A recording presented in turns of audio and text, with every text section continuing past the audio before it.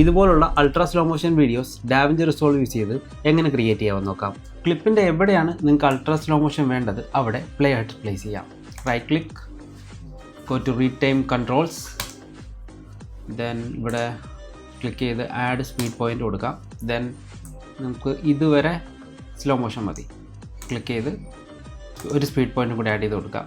Then ഈ കാണുന്ന ഈ 100 ചേഞ്ച് ചെയ്ത് നമുക്ക് ചേഞ്ച് സ്പീഡിൽ ഒരു 10 കൊടുക്കാം. സ്ലോ മോഷൻ ആഡ് ആയിട്ടുണ്ട്, പക്ഷേ അത് ഓക്കെ അല്ല. സോ അത് കറക്റ്റ് ചെയ്യാനായിട്ട് നമുക്ക് ക്ലിപ്പ് സെലക്ട് ചെയ്ത് ഇൻസ്പെക്ടറിലോട്ട് പോകാം. ദെൻ ഇൻസ്പെക്ടറിൽ ഇവിടെ read time and scaling click ചെയ്യാം.